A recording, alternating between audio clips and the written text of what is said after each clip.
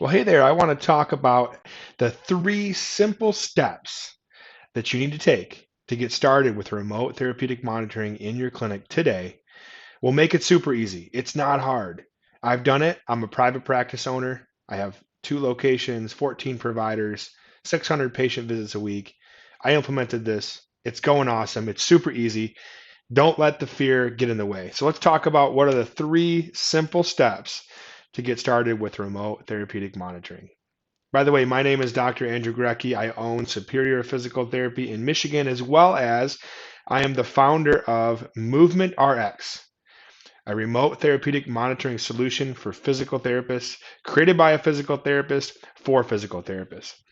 So, what are those 3 simple steps? Well, number one, you have to create home exercise programs for your patients using a device. That device can be a website, a software device on a phone. That's what our device is a software device. It's an app, and it has to be on the patient's phone or on the patient's computer at home, but you got to start making home exercises using a device, preferably video, right? And that's the first step. So if you're doing things the old way, which is no exercise program or printed pieces of paper that you're giving the patient, you've got to switch to a digital platform. And I also would argue that the digital platforms have been around a long time, and there's been libraries. Typically, you'll see libraries of thousands and thousands of pre-recorded videos that may look like something you want your patient to do at home, and it probably isn't exactly what you want your patient to do at home. I would recommend, and our system provides this option, is making custom videos with your patient.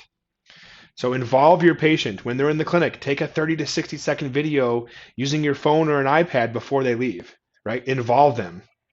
Okay, so the first step is create the home exercises using technology, making videos.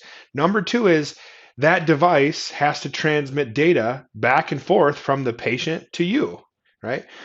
So it has to be something that's communicating back and forth. It's required to have 16 days in a month of data transmission. So we have an app that we give you. You put it on the patient's phone. It takes 1 click to install. You start creating exercises. It goes to the patient's phone. That phone is tracking, are they watching their videos? Are they compliant with their home exercises? So it's going to tell us yay or nay. Did they watch the video or not this day? We also have a check-in on the patient's phone where they're logging their pain scale. So that's another piece of data. Pain scale, what is it each day? And the third element is steps. We're tapping into the patient's health app in their phone, and it's telling us how many steps they've taken each day. So there has to be some data that's transmitted. And then number three is we have to monitor what the patient is doing. So when they're not in the clinic, we have to have a way to monitor that data.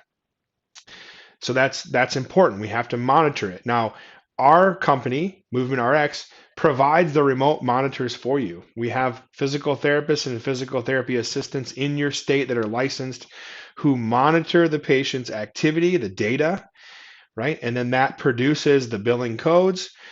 They also have to contact the patient once a month. That's also the requirement. You have to monitor and contact 1 time a month.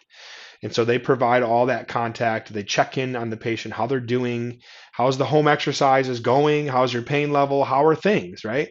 It's more of a motivational interviewing role. So this is kind of like the brief summary here. You have a in-person physical therapist in the clinic who develops a plan of care like normal. The in-clinic PT creates the home exercise program like normal using a digital technology, making videos. And then the remote provider, our remote provider, takes over. And that not takes over, our remote provider begins monitoring the data that's happening, the patient's compliance. They're supporting the patient while they're not in the clinic. They contact the patient once a month. They talk through any barriers they're having. They monitor the adherence, and they're trying to improve the adherence so that the outcomes improve. Right? So that's it. Simple as that. Those are your 3 simple steps to remote monitoring.